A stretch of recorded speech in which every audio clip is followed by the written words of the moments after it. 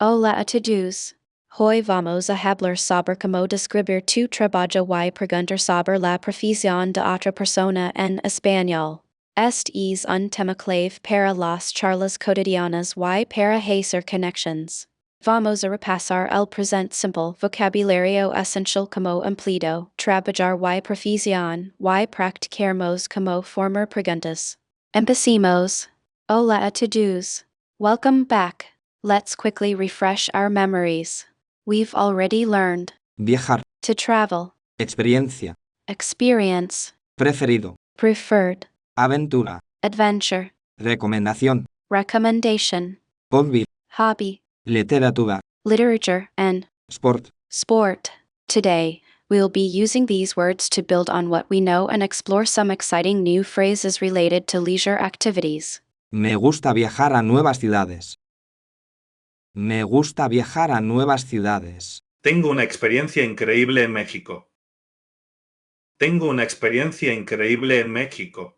Hola, soy Emily. ¿Qué haces?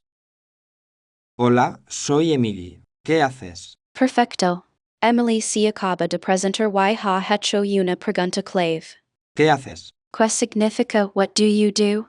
O what's your profession? Nota que esta es una manera muy común de empezar una conversación. El verbo Dedicarse. significa to dedicate oneself to. Esta expresión suena más natural que una traducción literal. Vamos a centrarnos en cómo responder a esta pregunta. Soy profesor de español. Soy profesor de español. James respondió usando el present simple, que es fundamental para describir hábitos y hechos, como tu trabajo. Recuerda, el present simple en español es el present de indicativo. Vamos a profundizar en cómo se conjuga para cada persona, yo, tú, él, ella, nosotros, vosotros, y ellos. Presta atención a esas terminaciones. Trabajo en una oficina grande. Trabajo en una oficina grande. Emily usó el verbo. Trabajar. Que significa to work. Usa la forma de yo, que es. Yo trabajo. Esta es la primera persona del singular. Es importante memorizar estas conjugaciones porque son la base para describir tus actividades diarias. No olvides que en español generalmente se incluye el pronombre sujeto, a diferencia del inglés, donde a menudo se omite. ¿Dónde trabajas? ¿Dónde trabajas? James está preguntando dónde trabajas. Nota la inversión. El verbo precede al pronombre sujeto. Tú. Aunque es gramáticamente correcto, a menudo se omite en conversaciones cotidianas. Simplemente podrías decir. ¿Dónde trabajas? La inversión es una forma de formar una pregunta. También veremos cómo utilizar palabras interrogativas como dónde. Trabajo en una biblioteca cerca del centro. Trabajo en una biblioteca cerca del centro. Emily nos dice que trabaja en una biblioteca, introduciendo la palabra. Biblioteca. La frase cerca del centro significa near the center. Es bueno ampliar este vocabulario de ubicación. Es muy útil cuando describes donde vives y trabajas. Practica usando preposiciones como en y cerca de near. ¿Cuál es tu profesión? ¿Cuál es tu profesión? James usa la frase. ¿Cuál es tu profesión? Preguntando directamente a Emily sobre su profesión. ¿Cuál? Significa which, what. Esta es una forma más formal de preguntar que. ¿A qué te dedicas? La elección depende del contexto y el nivel de formalidad que quieras transmitir. Soy estudiante de arte. Soy estudiante de arte. Emily usó el verbo. Ser. Que es fundamental para describir características permanentes o identidad, como tu profesión. Recuerda, ser es para what eres. Esto es diferente de estar, que describe how estás, un estado temporal. Confundirlos es un error común para los angloparlantes. Es interesante. Es interesante. James da una respuesta positiva sencilla. Es interesante. It's interesting. Esta es una forma educada de reconocer lo que Emily ha dicho. Considera ampliar con phrases como ¡Qué bien! how great, though, Me parece genial. I think it's great. Sí, me encanta dibujar. Sí, me encanta dibujar. Emily expresses su pasión usando. Me encanta. I love it. Otra forma es. Me gusta mucho. I like it a lot. Expresar tu entusiasmo muestra compromiso y es un gran inicio de conversación. Puedes contrastarlo diciendo. No me gusta nada. I don't like it at all. Yo también. Yo también. James reconoce su interés compartido con. Yo también. Me too. Esto demuestra comprensión y crea conexión. Es una frase simple pero efectiva para construir una buena relación. Considera elaborarlo con. A mí también me gusta. I also like it. Muchas gracias. Muchas gracias. Soy empleado en una empresa de tecnología. Soy empleado en una empresa de tecnología. Trabajo de profesor. Trabajo de profesor. Mi compañero trabaja en finanzas. Mi compañero trabaja en finanzas. La empresa donde trabajo es internacional. La empresa donde trabajo es internacional. Today we'll tackle irregular verbs starting with Tener. which means to have. It's irregular because its conjugation doesn't follow the standard pattern. Mastering Tener. is crucial as it's incredibly common in Spanish, used for expressing possession, age, and obligation. We'll focus on the present tense for now. Yo tengo un perro pequeño. Yo tengo un perro pequeño. Observe the pronunciation of. Tengo. The stress falls on the second syllable. Notice how Tener. is used here to indicate possession. A common mistake is forgetting the accent mark on. Tengo. It's crucial for correct pronunciation and meaning. Also, remember it's frequently used to express age. Tengo 20 años. Means I am 20 years old. ¿Tienes hermanos? ¿Tienes hermanos? Benito's example beautifully illustrates how Tener. is used in questions. The inversion of the subject and verb is key. Notice the inverted question mark at the beginning of the sentence. Remember, when asking a question, you often don't include the subject pronoun yo, tu, él, ella, usted. A common error is omitting the inverted question mark. No, no tengo hermanos. No, no tengo hermanos. Anna's response demonstrates forming a negative sentence using Tener. simply place No, before the verb. A frequent mistake is putting no, after the verb. Pay attention to the pronunciation of. no tengo. It's a very common phrase you'll hear often. It's vital to correctly negate. Tener. Tengo mucha hambre. Tengo mucha hambre. Benito's sentence showcases a common and useful construction, Tener. followed by an adjective.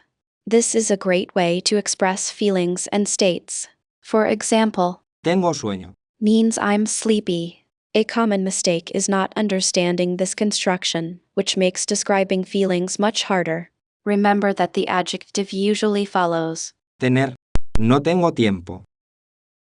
No tengo tiempo. Let's recap.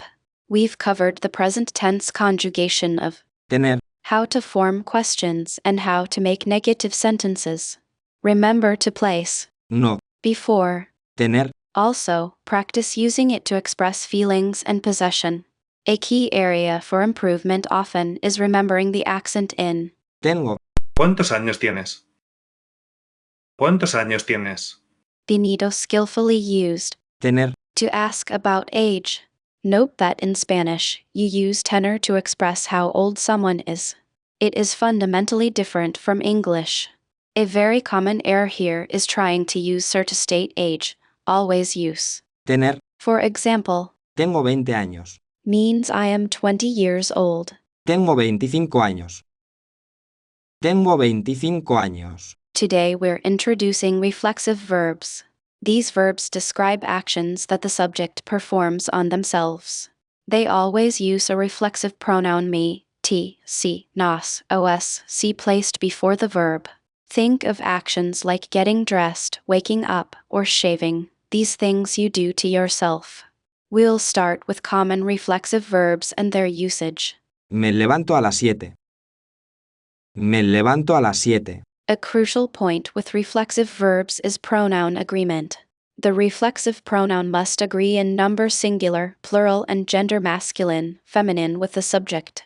Yo me lavo, I wash myself uses me because yo is singular. Nosotros nos lavamos, we wash ourselves uses nos because nosotros is plural. This is often a source of confusion for learners. Ensure you're using the correct pronoun. Se peina muy rápido. Se peina muy rápido. To solidify your understanding, try creating your own sentences using Tener, to describe yourself, your family, or your possessions. Think about how you would express your age, your feelings, or what you own. The most common mistake at this stage is struggling to apply the verb in different situations. Actively practice building sentences. Emily termina la conversación con. muchas gracias. Thank you very much. Esta es una forma educada y estándar de concluir una conversación. Recuerda reciprocidad con. De nada. You're welcome. Practica utilizando estas frases para sentir cómodo cerrando conversaciones con gracia. Hoy hemos aprendido a presentarnos, preguntar sobre la profesión de alguien y describir nuestros propios trabajos usando el presente simple. Hemos cubierto vocabulario clave como empleado, trabajar y profesión y practicado como formar preguntas. Recuerda enfocar en las conjugaciones verbales correctas, especialmente con ser, y aprovecha las oportunidades para practicar estas frases en conversaciones reales. Ahora, intenta crear tus propios diálogos cortos describiendo tus trabajos y preguntando sobre los de los demás. Imagina que estás conociendo a alguien nuevo. Usa el vocabulario y la gramática que hemos cubierto. Buena suerte. Okay, everyone. That brings us to the end of today's lesson. We've covered introducing ourselves and asking about professions using the Presente. tense. Let's do a quick quiz to make sure everything's sunk in. Alright, question 1. What was the main purpose of this lesson? Was it A, to learn about past events? B, to describe one's job and ask about another person's profession? C, to discuss future plans? Or D, to learn about Spanish cuisine? The correct answer is B, to describe one's job and ask about another person's profession. That was our entire focus today. Next question. Which verb tense was the primary focus of this lesson? A, preterite tense.